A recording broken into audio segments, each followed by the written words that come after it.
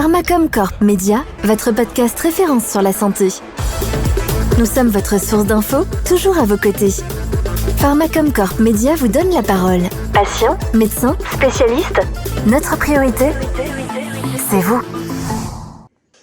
Bonjour à tous, c'est Rudy Casby pour vous avec Pharmacom Corp Média. Attention, message de la plus haute importance, c'est la plus grosse pandémie auquel le monde doit faire face. Auparavant, elle touchait les pays à haut revenu, désormais c'est l'Afrique entière qui doit y faire face. Cette menace s'appelle l'obésité. 1 milliard de personnes sont impactées selon l'OMS, dont 340 millions d'adolescents à travers le monde. Un véritable tsunami, perte de confiance en soi, arythmie, hypertension.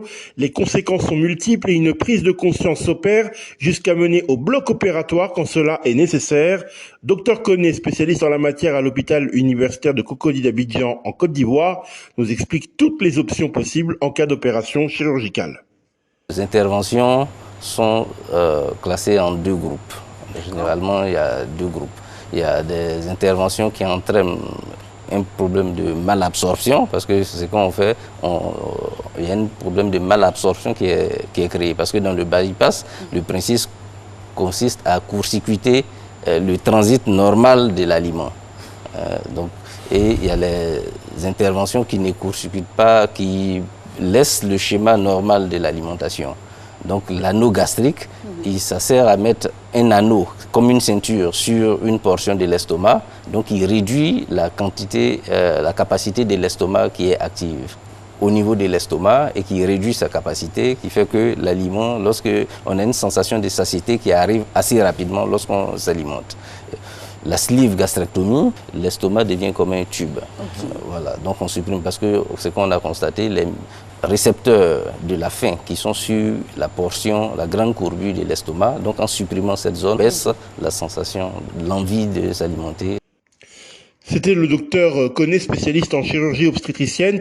Mais soyons clairs, nous pouvons reprendre les choses en main et les solutions, nous les connaissons. Mais pour vous aujourd'hui, je vais vous donner 3 aliments ou nourritures qu'on a l'habitude d'ingurgiter et qui sont pourtant mauvais pour la santé. En 1, il y a les plats préparés, car il y a trop de sel, c'est bien connu, cela causant beaucoup d'AVC. En 2, les jus de fruits multivitaminés. Ce ne sont rien d'autre que du sucre accompagné d'eau et seulement d'un petit concentré de fruits, soit presque rien. Et enfin, les yaourts à boire, comme les Yop par exemple. Vous pensez ingurgiter du calcium, mais c'est surtout 11 grammes de sucre que vous avalez d'un coup en 1 litre. La liste est longue comme ça et elle est même infinie. Il n'y a rien donc de mieux qu'un bon plat préparé, frais, pour notre santé. Pharmacom Corp Média, votre podcast référence sur la santé. Nous sommes votre source d'infos, toujours à vos côtés. Pharmacom Corp Média vous donne la parole.